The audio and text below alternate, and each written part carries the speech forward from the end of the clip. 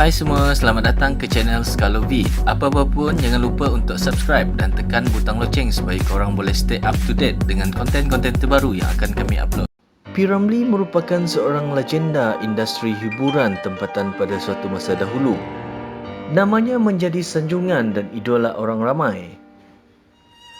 Filem-filem lakonannya seperti Labu Labi, Bujang Lapuk, Doremi, semuanya tak lekang dek lapuk. Sebab itulah semua filem itu masih menjadi kegemaran rakyat Malaysia. Malah kita tak pernah jemu untuk tengok kebanyakan filem P. Ramlee. Tapi itulah kan, semua tu hanyalah sementara. Setiap yang naik mesti akan turun. Sama juga seperti P. Ramlee. Kehidupannya di penghujung karier amat menyedihkan. Kami pasti ramai di antara anda yang tidak tahu kisah ini.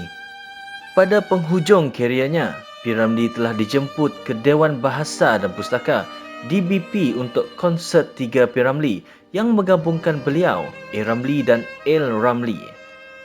Bila tiba gilirannya menyanyi, penonton beramai-ramai telah boo beliau yang ketika itu baru hendak membuat persembahan di atas pentas utama. Pada tahun 1968, syarikat rakaman EMI yang banyak mengaut keuntungan daripada nyanyiannya bertindak menamatkan kontraknya.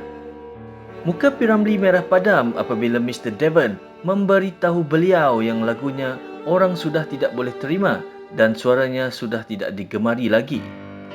P. Ramlee selepas itu bersumpah tidak akan bekerjasama dengan syarikat tersebut yang selama ini membuat kekayaan dari lagu-lagunya. Pengeluar filem Shaw Brothers yang kaya raya hasil karya Allahyarham juga telah mengeluarkan satu surat yang kontrak P. Ramlee tidak akan disambung lagi.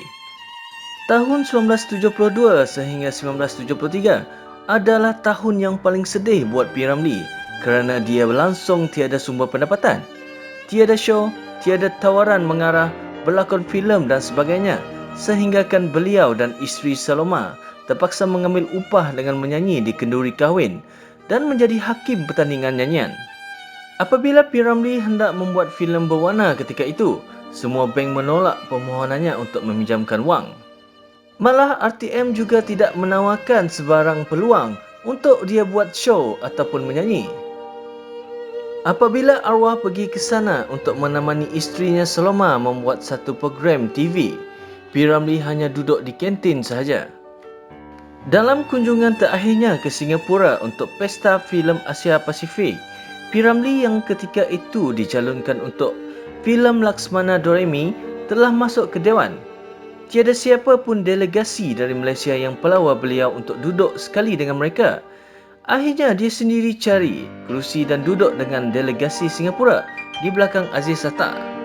Tidak cukup dengan itu, wartawan tempatan juga kerap mempelekehi usaha P. Ramlee pada ketika irama pop yeye, blues, rock dan pop sedang meresap ke dalam jiwa anak bangsa.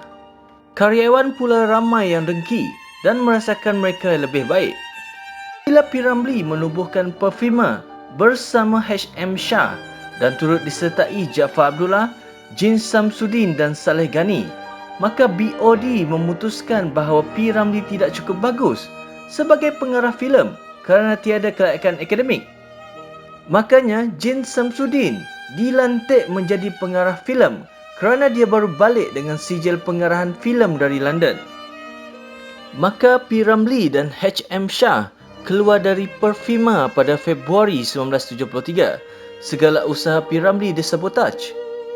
3 bulan selepas itu, P. Ramlee menjadi bertambah stres apabila menerima surat saman dari mahkamah.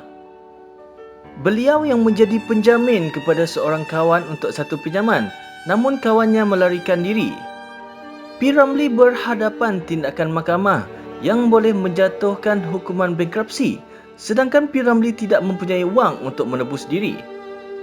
Seminggu selepas menerima surat saman itu, P. Ramlee meninggal dunia menjelang subuh 29 Mei 1973 akibat serangan jantung.